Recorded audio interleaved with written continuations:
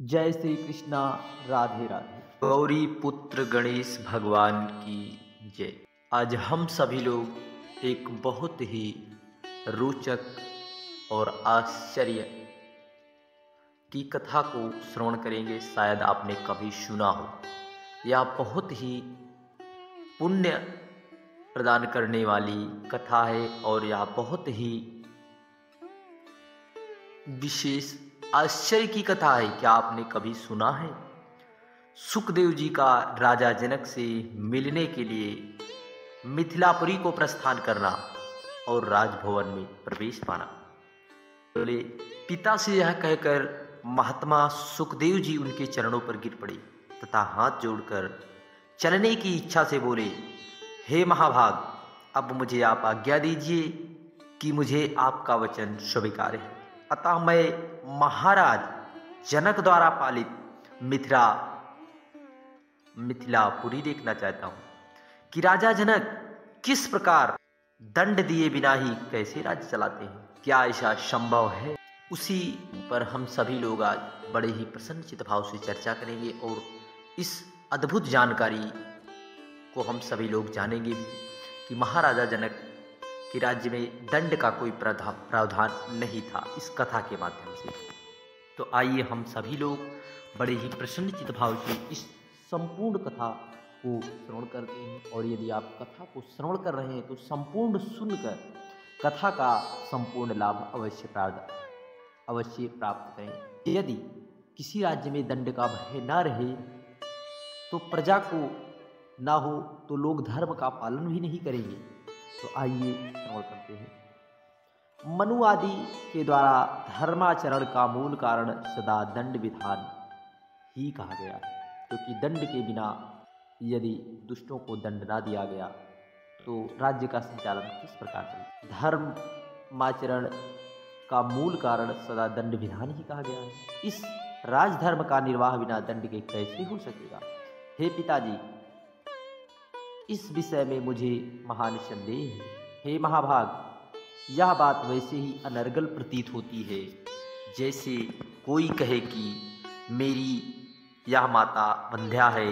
हे परंतप, अब मैं आपसे अनुमति लेता हूँ और यहाँ से जा रहा हूँ। सूत जी बोले। इस प्रकार सूत जी को जनकपुर जाने का इच्छुक देखकर व्यास जी ने अपने ज्ञानी एवं निष्प्रिय पुत्र का दृढ़ आलिंगन कर के कहा। व्यास जी बोले, हे महामते, हे पुत्र, तुम्हारा कल्याण हो। हे शुक, तुम दीर्घायु हो। हे तात, तुम मुझे यह सत्य वचन देकर सुखपूर्वक जाओ कि यहाँ से जाकर मेरे इस उत्तम आश्रम में पुनः आओगे। हे पुत्र, तुम वहाँ से कहीं और कभी भी मत चले जाना। हे पुत्र, मैं तुम्हारा मुख कमल देखकर ही सुखपूर्वक जीता हूँ और तुम्हें ना देखने पर दुखी रहूँ। हे सुत, तुम ही मेरे प्राणाधार हो। इस प्रकार व्यास जी कहते हैं, हे पुत्र, वहाँ राजऋषि जनक से मिलने और अपना संदेह दूर करके फिर उसके बाद यहाँ आकर वेदाध्ययन में रत रहते हुए सुखपूर्वक रहो। सूत जी बोले। व्यास जी के इस प्रकार कहने पर सुखदेव जी ने अपने पिता को प्रणाम किया। उनकी प्रदक्षिणा करके शीघ्र ही इस प्रकार चल पड़े जैसे धनुष से टूटा हुआ बाण। मार्ग से चलते हुए अनेक समृद्धशाली देश, नागरिकों, वनों, वृक्षों, फलों से लदे फूलों के खेत, तप करते तपस्वी जन, दीक्षा देते याज्ञजन, योगाभ्यास के तत्पर योगी जन, वन में रहने वाले वानप्रस्थों को, वैष्णव, पशुपत, शैव शाक्त एवं सूर्योपासक और अनेक धर्मावलंबियों को देखकर वे सुखदेव मुनि अति विस्मय में पड़ गए। इस प्रकार वे महामती सुखदेव लगभग 2 वर्षों में मेरु पर्वत और 1 वर्ष में हिमालय को पार कर मिथिलादेश में जा पहुँचे। में प्रविष्ट हुए तब उन्होंने वहाँ की ऐश्वर्य संपदा को देखकर तथा वहाँ की सारी प्रजा को सुखी एवं सदाचार संपन्न देखा। वहाँ द्वारपाल ने उन्हें रोका और पूछा, तुम कौन हो और कहाँ से आए? तुम्हारा क्या कार्य है? बताओ। ऐसा पूछने पर भी सुखदेव जी मौन रहे, कुछ बोले नहीं। वे नगर द्वार से बाहर जाकर स्थाणु की तरह खड़े हो गए और थोड़ी देर में आश्चर्यचकित होकर हंस पड़े। वहीं स्थित हो गए, पर किसी से कुछ बोले नहीं। द्वारपाल ने पूछा, हे ब्राह्मण, बोलिए, आप गूंगे तो नहीं? आप किस हेतु यहाँ आना हुआ है? मेरे विचार में तो कोई कहीं भी निष्प्रयोजन नहीं जाता। हे विप्र, इस नगर में राजा की आज्ञा पाकर ही कोई प्रवेश कर। ज्ञात कुल तथा शील वाले व्यक्ति का प्रवेश यहाँ कदापि नहीं होता। हे मानद, आप निश्चय ही तेजस्वी एवं वेदता ब्राह्मण प्रतीत हो रहे हैं, इसलिए आप अपने कुल तथा प्रयोजन के विषय में मुझे बता दें और फिर अपने इच्छानुसार चले जाना। सुखदेव जी बोले, मैं जिस कार्य के लिए यहाँ आया था वह तुम्हारे कथन मात्र से ही पूरा हो गया। मैं विदेह नगर देखने आया था, परंतु यहाँ तो प्रवेश ही दुर्लभ है। मुझ अज्ञानी की यह भूल थी जो मैं पर्वतों को लांघकर महाराज से मिलने की इच्छा से घूमते हुए यहाँ चला। मैं तो स्वयं अपने पिता द्वारा ही ठगा गया, इसमें किसी अन्य को ही क्या दोष दिया जाए? अथवा हे महाभाग, यह मेरे दुर्भाग्य का ही दोष है जिसके कारण इस भूमि पर मुझे इतना चक्कर काटना पड़ा। इस संसार में लोगों का भ्रमण करने का उद्देश्य धनोपार्जन ही है, किंतु मुझे अपनी उसकी कोई इच्छा नहीं। मैं तो केवल भ्रमवश ही यहाँ आ गया हूँ। आशा रहित पुरुषों को ही सर्वदा सुख प्राप्त होता है, यदि वह मोह ना पड़े। मैं तो निराश होकर भी ना जाने क्यों इस मोह सागर से निमग्न हूँ। कहाँ सुमेरु पर्वत और कहाँ या मिथ्यापुरी, पैदल ही चलकर यहाँ आया। इस परिश्रम का फल मुझे क्या मिला? प्रारब्ध ने ही मुझे ठगा है। प्रारब्ध का भोग अवश्य ही भोगना पड़ता है, चाहे वह शुभ हो या अशुभ। उद्योग भी तो सदा उसी देव के अधीन रहते हैं, वह जैसे चाहे वैसे करता है। यहाँ ना कोई तीर्थ है, ना ज्ञान प्राप्ति होती है जिसके लिए यह मेरा परिश्रम हुआ। मैं तो महाराज जनक का विदेह नाम सुनकर उत्सुकता से यहाँ आया था, किंतु उनके नगर में तो प्रवेश करना ही निषेध है। इतना कहकर सुखदेव जी चुप हो गए और मौन होकर खड़े रहे। द्वारपाल को लगा कि यह कोई ज्ञानी श्रेष्ठ ब्राह्मण है। तब उसने वहां खड़े मुनि से शांतिपूर्वक निवेदन किया, हे द्विज श्रेष्ठ, आपका जहाँ कार्य हो वहाँ यथेष्ट चले जाइए। मैंने आपको जो रोका वह मेरा अपराध था, उसके लिए आप क्षमा करें, क्योंकि हे महाभाग, मुक्त जनों का तो क्षमा ही बल है। देव जी बोले, हे द्वारपाल, इसमें तुम्हारा क्या दोष? तुम तो सर्वदा पराधीन हो। सेवक को तो स्वामी की ही आज्ञा का पालन करना ही चाहिए। तुमने मुझे जो रोका इसमें राजा का भी कोई दोष नहीं है, क्योंकि बुद्धिमानों को चोर और शत्रुओं का सम्यक ज्ञान रखना चाहिए। यह सर्वथा मेरा ही दोष है जो मैंने यहाँ आ गया बिना बुलाए। दूसरे के द्वार जाना लघुता का कारण होता है। द्वारपाल ने कहा, हे विप्र, सुख क्या है, दुख क्या है? कल्याण चाहने वाले पुरुषों का क्या कर्तव्य है? शत्रु कौन है और मित्र कौन है? आप मुझे यह सब बताएं। सुखदेव जी बोले, सभी लोगों में सर्वत्र दैवित रहता है, इसलिए मनुष्य भी दो प्रकार है, एक रागी है और दूसरा विरागी है। उन दोनों के मन भी दो प्रकार के होते हैं, उनमें भी विरागी तीन प्रकार के होते हैं, ज्ञात, अज्ञात एवं मध्यम। रागी भी दो प्रकार के कहे गए हैं, मूर्ख। तुर्य भी दो प्रकार का कहा गया है, शस्त्र जनित, बुद्धि जनित। इसी प्रकार लोक में बुद्धि भी युक्त आयुक्त भेद से दो प्रकार की। द्वारपाल ने कहा, हे विद्वान, हे विप्रवर, आपने जो कुछ कहा मैं उसे भली भांति नहीं समझ पाया, अतः आप विस्तार पूर्वक इस विषय को यथार्थ रूप से समझाइए। देखिए कथा के माध्यम से किस प्रकार द्वारपाल ने मुनि श्रेष्ठ भगवान सुखदेव जी से किस प्रकार के प्रश्न किए। इस संसार में जिनको राग है वह निश्चय ही रागी है। इस रागी को अनेक प्रकार के सुख दुख आते रहते हैं। धन पुत्र कलत मान सम्मान विजय प्राप्त करने का सुख, इनके ना मिलने पर प्रदक्षिण महान दुख होता है। अतः जैसे सुख प्राप्त हो वैसा उपाय करना चाहिए और सुख के साधन का संग्रह करना चाहिए। जो उस सुख में विघ्न डाले उसे शत्रु समझना चाहिए। जो रागी पुरुष के सुख को सर्वथा बढ़ाए वही मित्र है। चतुर मनुष्य मोह में फंसा नहीं है, किंतु मूर्ख सर्वत्र आसक्त रहता है। विरागी तथा अंतराम आत्माराम पुरुष को एकांतवास आत्मचिंतन तथा वेद शास्त्र का अनुशीलन करने से ही सुख होता है। सांसारिक विषयों की चर्चा आदि यह सब उनके लिए दुख रूप है। कल्याण चाहने वाले विद्वान पुरुषों के लिए बहुत शत्रु है। काम क्रोध प्रमाद आदि अनेक प्रकार की शत्रु बताए गए हैं, किंतु व्यक्ति का सच्चा बंधु तो एकमात्र संतोष। तीनों लोकों में दूसरा कोई नहीं। सुखदेव जी की बातें सुनकर उन्हें ज्ञानी द्विज समझकर उसने सुखदेव जी को एक अत्यंत रमणीक कक्ष में प्रवेश कराया। 3 प्रकार के नागरिकों से भरे हुए अनेक प्रकार के क्रय विक्रय की वस्तुओं से सजी दुकानें, राग द्वेष काम लोभ मोह से युक्त, परस्पर वाद विवाद में संलग्न, श्रेष्ठ जनों से सुशोभित और धन धान्य से परिपूर्ण विशाल नगर को देखते हुए सुखदेव जी चले। इस प्रकार 3 प्रकार के लोग देखते हुए सुखदेव जी की राजभवन की ओर गए।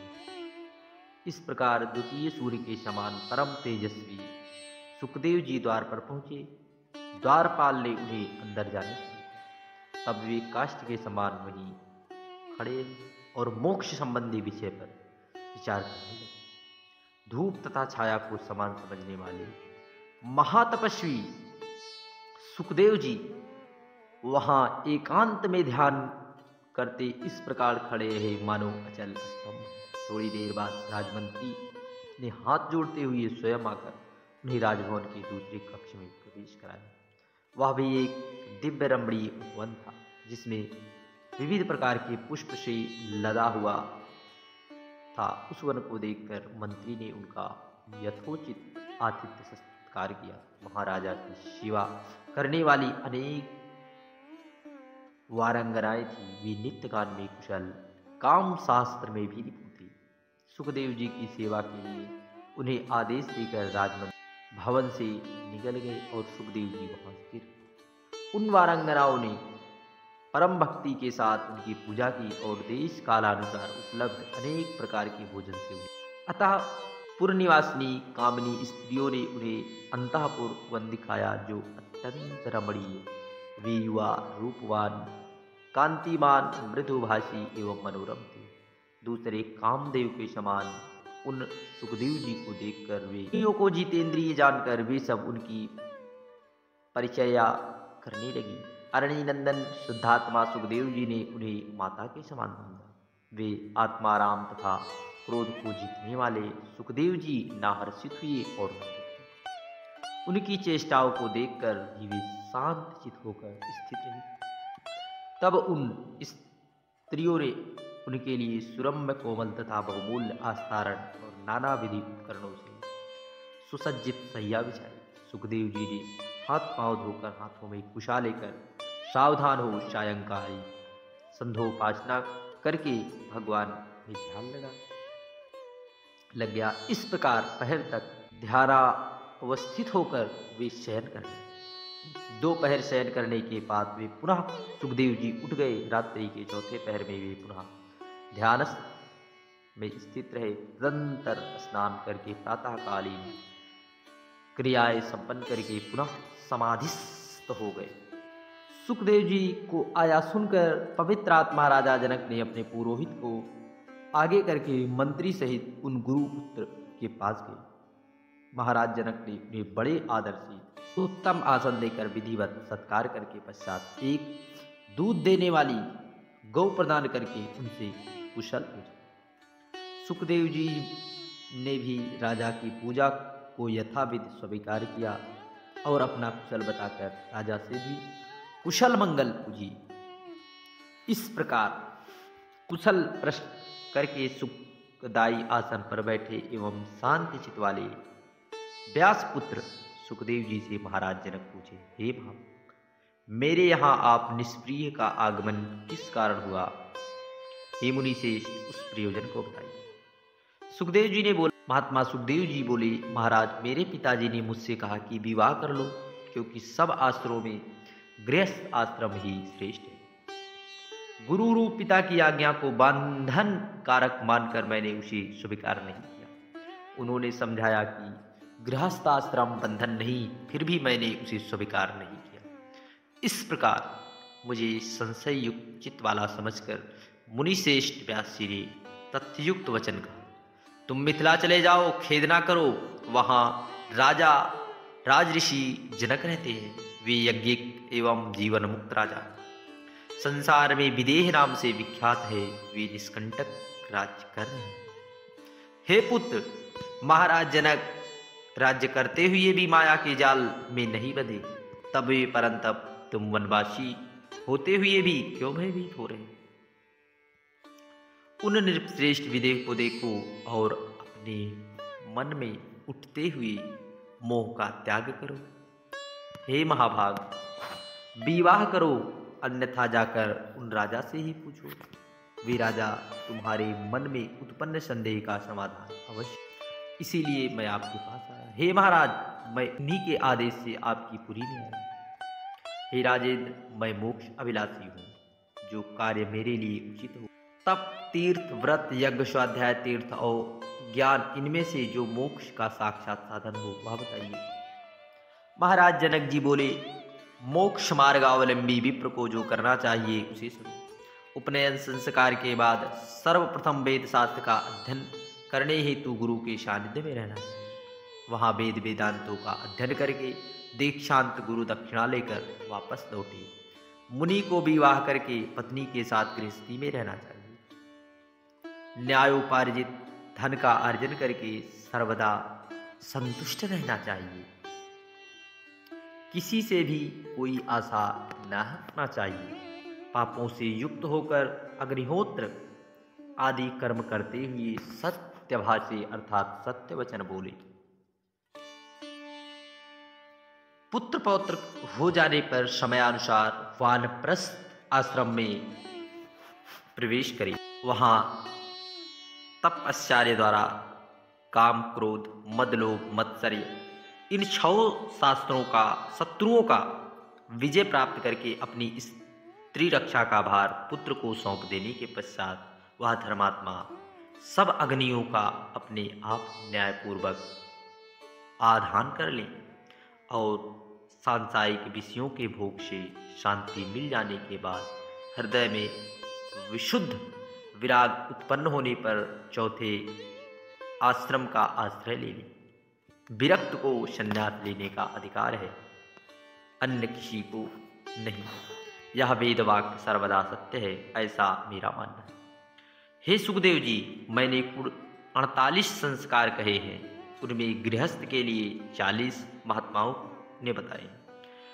मुमुक्ष के लिए सम, दम आदि 8 संस्कार कहे हैं। एक आश्रम में ही दूसरे प्रवेश करके दूसरे आश्रम में जाना चाहिए, ऐसा शिष्ट जनों का आदेश है। चित्त में वैराग्य और ज्ञान विज्ञान उत्पन्न हो जाने पर अवश्य ही गृहस्थ आश्रम में रहना चाहिए अथवा वनो। जनक जी बोले, हे मानद, इंद्रियां बड़ी बलवान है, वे वश में नहीं रहती। वे अपरिपक्व बुद्धि वाले मनुष्य के मन में नाना प्रकार के विकार उत्पन्न कर देती हैं। यदि मनुष्यों के मन में भोजन की, शयन की, सुख की और पुत्र की इच्छा बनी रहे तो वह सन्यासी होकर भी इस विकारों के उपस्थित होने पर क्या करे।